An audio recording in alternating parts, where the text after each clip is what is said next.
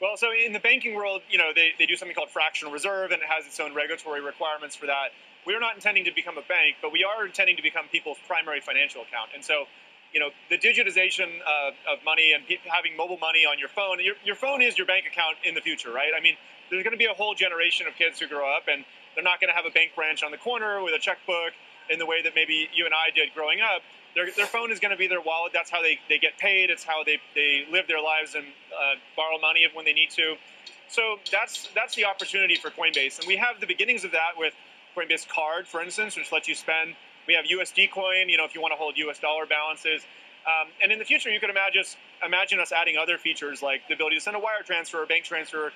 And then it could really be your primary financial account. Yeah, it sounds like the bank of the future. When does this all have to really go into effect? Yes, we believe that they're setting up for robo-taxis, the network, within, I would say, 1.5 years, 2 years. About 2 weeks ago, you changed course to allow Ukraine to fire U.S. weapons into Russia. Given the reported successes, would you consider further expanding the parameters on U.S. weapons into Russia, even despite your concerns about escalation? And on the news from home, you're going through something that so many American families go through, the intersection of addiction and the criminal justice system, but you're not like most families. Was your son able to get a fair trial? Do you believe the Justice Department operated independently of politics? And for President... Let me answer your question and you ask his question, okay? With regard to the first question, it is clear that the near abroad, meaning just across the line of the border with Russia and Ukraine, that it makes a lot of sense for Ukraine to be able to take out or combat what is coming across that border. In terms of long-range weapons, longer-range weapons into the interior of Russia, we have not changed our position on that sort. With regard to the question regarding the family, I'm extremely proud of my son, Hunter. He has overcome an addiction. He's one of the brightest, most decent men I know, and I am satisfied that I'm not going to do anything. I said I abide by the jury decision. I will do that, and I will not pardon him. Both leaders will now sign an historic new bilateral security agreement between the United States and Ukraine. And we'll be with Ukraine until they prevail in this war. First is the bilateral security agreement just signed. Second, historic agreement to provide $50 billion in value from Russian sovereign assets to Ukraine. And third, an agreement to ensure our sanctions efforts disrupt third countries that are supplying Russia's war efforts. That will increase pressure on the Russian economy. Welcome to the Crypto Teacher. And I come back with that video just to make you think. Don't forget to like and subscribe to the channel. And make sure you join the Patrons. If you're not a part of the Patrons, make sure you're hitting the Cash App. And we have Coinbase's Brian Armstrong. States he wants to be the primary financial account. Your phone is a new bank. And you guys know I brought you video after video when I first started with Brian Armstrong stating that he was planning out this digital economy, and we're seeing it all come together for the fourth industrial revolution. And part of that fourth industrial revolution is the rise of the machines. We have Kathy Wood speaking about Tesla, robo-taxis. But guys, remember, you got Waymo and other companies that have been tested and tried, and they're ready to go. Now we have Ukraine, not Saudi, signing a security agreement with the U.S. I'm going to repeat that. Ukraine, not Saudi Arabia, signed a security agreement with the United States. The two sides have been created. We know Russia is getting off of that dollar. That makes no news. They actually took it off their main stock market, and it makes no news. And we know who majority replaced that dollar. That's China's yuan. And every mainstream media should be playing that. But you see, you have a media blackout. And we have Biden loans $50 billion to Ukraine off of Russia assets. And guys, that's why we're hearing the drums getting louder. The ships are getting into place while the sheep stay asleep. While they stay distracted, chess moves have been made. And we have Janet Yellen says the debt has gone down with a straight face. You can't make this stuff up.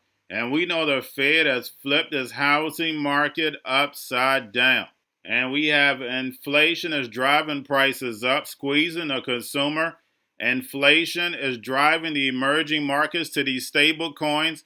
So therefore, they're able to destroy this United States world reserve currency. But Biden stated he was going to do something about this corporate greed. And we still see it going. The reason why?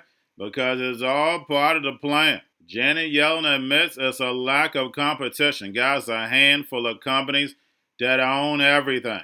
They just go by a different name. An illusion of choice. In the 50s through the 70s, this would have never happened. In the same way Ukraine has an actor for president, we had an actor in the United States that changed everything, and that was Reagan. When you have these buybacks, the foundation of these monopolies started to pick up. And now we're seeing all these corporations working together. Remember, guys, there's no such thing as competition. You work together so you all win. And remember, the Cryptoteacher told you, because he knows when it comes to the NWO, it's all planned out. You have a wonderful day. About bringing down the cost of certain things. When you were running the Fed, you talked about debt and deficits all the time, and you encouraged Congress to try to bring those things down. Right. We are now at a U.S. budget deficit has reached $1.2 trillion. It has not come down. It has actually only gone up. What are you doing? Well, it has come down since the pandemic. Since the pandemic, on a yes, but on a total number, we have a real challenge. On the housing front, though, how concerned are you that both it's harder for young people, obviously, to get into a home? That's a real issue. Yes. But there's another issue that may be here for a long time, which is the idea that people who own a home are trapped in the home because they can't sell the home because of mortgage rates. And as a result, what that does both to physical mobility, but also to economic mobility in the country. Well, I agree with that. And because interest rates were so low, many people don't want to sell their homes or move because they're faced with taking out a mortgage. How big a problem is that? As somebody who's thinking about running our economy, which is your role. President Biden made a proposal in his most recent budget that he would give $10,000 both to first-time home buyers looking for moderate-price homes, but also to people who, as you described, are locked in their homes and need an incentive to sell them. There is a substantial lock-in effect there. Let me ask you another question about inflation, which is the administration and the president himself has talked a lot about what he sees as corporate greed, that the price of things has gone up almost artificially, and the companies are taking advantage of customers. I asked you this question about 2 years ago, and at the time, you said, no, I think it's actually more about supply and demand that's leading to this. Do you have a change in perspective? Well, I'm going to say exactly the same thing. I think that inflation is about supply and demand, and clearly a significant part of the inflation we had, the burst after the pandemic, during the pandemic, reflected supply constraints and stresses on supply chains, and also Russia's invasion of Ukraine led to a leap in energy prices and impacted food prices globally. That said, there are many sectors of the economy where competition is limited and price-cost margins are high, and it is. You could call that corporate greed. There are high markups. The level of markups is high. Your boss calls it corporate greed. You don't. Well, there's a lack of competition that enables firms to have healthy markups and profits. And our antitrust policy, which has been very active during this administration, is designed to make sure that we have effective competition in markets to hold down prices and offset that. When you explain your plan and in terms of what it means economically to try to support Ukraine? Well, I think Ukraine needs to know that the allies are committed and able to support Ukraine for the long term. Russia looks like they're trying to wait us out, hope that we'll lose our resolve. And we want to take a step that will provide significant funding for Ukraine and show that we have the capacity over the longer run. But the big idea is to take the frozen assets and the earnings that come effectively off of those frozen assets and effectively create a loan against the earnings that come off the frozen assets without providing the frozen assets themselves to Ukraine. That's right. Almost $200 billion is impounded, frozen in Belgium at Euroclear. All in all, we think there are about 280 billion, but the biggest chunk is at Euroclear. And those assets are generating a return that does not belong to Russia. The assets are just in cash, but Euroclear is able to itself earn interest on these funds. And already the European Union has taken the step of agreeing to take that flow of, they call it windfall profits, and turn it over to Ukraine. And that could be somewhere in the $3 to $5 billion a year range. But Ukraine's needs are bigger than that. And given that the leaders have committed, these assets will remain frozen until Russia has ceased their aggression and paid for the damage they've caused to Ukraine. So, of course, the bigger question is that we're going to make a loan. Right, but why not just take the frozen assets themselves? You think that legally you can't? Well, our view is that it is legal, moral, and economically reasonable to seize the assets. But what we're looking for is to keep the allies together, to find a way to do something jointly in a way that is agreeable to all of the partners who've been supporting Ukraine, the G7, to Europe, to other countries that are part of our coalition. And this takes the economic value in those assets and gives it to Ukraine in meaningful amount. The numbers being discussed are something like 50 billion, and this could be repeated. So I couldn't agree more with Steve. I think there's a really big risk here that the Fed is behind the curve. Folks who thought that they were too slow to move on inflation should also be concerned that they're being too slow to move on disinflation. We used to talk about long and variable lags with Fed policy, it being a blunt instrument. And now we're in a position where the Fed continues to hold rates at very restrictive levels, despite rapid disinflation. And I'm really concerned about the knock-on effects, not only to the labor market, but actually to people's pocketbooks, right? It is now much more expensive to buy a home, to purchase a car, because of the cost of borrowing. And those effects of the Fed's interest rates policy, I think, are now swamping any effects on prices in those really key areas, especially in shelter, where people's mortgage rates are up. Right. You know, it's a real problem. Going to a different economy, and we're going to be learning more about that as we go. But clearly, we're learning that things can be done from remote locations. We're learning that technology can replace people even more than we thought. We're not going back to the same economy. We're recovering, but to a different economy, and it'll be one that is more leveraged to technology. And I worry that that is going to make it even more difficult than it was for many workers. In Silicon Valley, and my friends who work in technology know that what we did to the manufacturing workers, we are now going to do to the retail workers, the call center workers, the fast food workers, the truck drivers, and then even bookkeepers, accountants, insurance agents, lawyers, and on through the economy.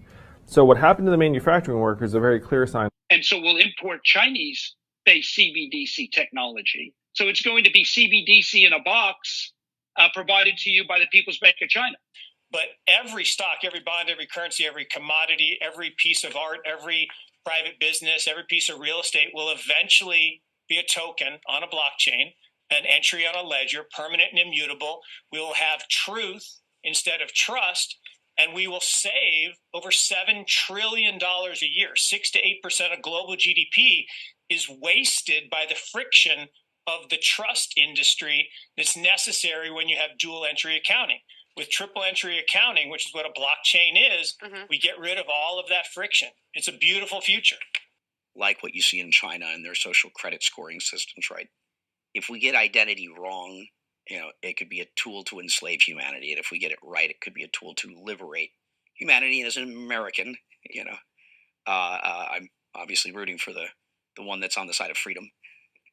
Bitcoin is an international asset. And also, I do believe the role of crypto is, it's digitizing gold. I actually believe this technology is going to be very important. Look at it. We have been part of the huge revolution in investing through ETFs. We believe that ETFs will be changing the whole way we invest. Many people still use it as a means, people are investing it for indexing. No, the majority of people who are putting money in in ETFs are active investors that are buying exposure. The entire bond market is being transformed as we talk right now. I believe the next generation for markets, the next generation for securities will be tokenization of securities. And if we could have that distributed ledger that we know every beneficial owner, every beneficial seller, we all have our code of who's buying, who's selling, instantaneous settlement. And think about it, it changes the whole ecosystem. Chinese bank ICBC has been hit by a ransomware attack, and the U.S. Treasury market, as a result of that, has been disrupted. This, according to the Financial Times. We're getting more right now with Bloomberg's Shonali Bassick. Shonali, what do we know? Listen, we have the Financial Times now reporting that ICBC, one of China's largest banks here, was hit with a ransomware attack. And remember, they're a very significant intermediary in the Treasury market. The SIFMA has told its members that this has been part of the reason here that the system is kind of clogged up, if you will, during that auction that we saw a little bit before.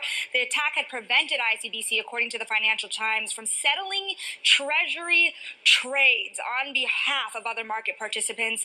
A large executive at a major bank also telling the paper that such a large party on the fixed income clearing corp creates major concerns, potentially impacting the liquidity of Treasury markets. Now, it was not just a poor auction. It was absolutely lousy, and when the dealers have to step in to save a treasury auction, that's a rare occurrence. And Cryptoteacher and the New World Order book, plus the 3 kids books, It's Time to Re-Educate. Also, if new to cryptos, Coinbase, Bitrue, Binance. Do not forget book links and crypto links are in the description. The stock channel, guys. Don't forget to go like, subscribe, spread everywhere. You have your Kobo, your chip stocks, your banking, your gaming. While everybody's sitting at home, get on stocks, the SCARIEST, the biotech stocks. And while everybody's at home wishing, they were still getting that free money. What are they doing? Drinking and smoking weed. Don't forget about those stocks, and you have a wonderful day. The most powerful person in the world is the storyteller. The storyteller sets the vision, values, and agenda of an entire generation to come. Steve Jobs. And guys, I truly believe in this. When you look at the New World Order, they're the storytellers. And that's the reason why I wrote my New World Order book. But guys, now it's time to change the current generation.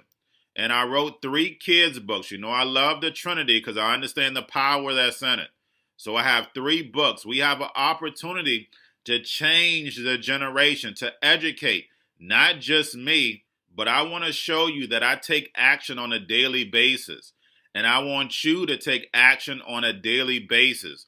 Whether it's your job, whether it's in your community, we have an opportunity right now to educate the masses. I posted this on my Twitter account. Please share, but this is a short clip of the 3 books. There's going to be a clothing line and action figures. Please get these books for your kids, nephews, cousins, friends, so therefore we can start the re-education now.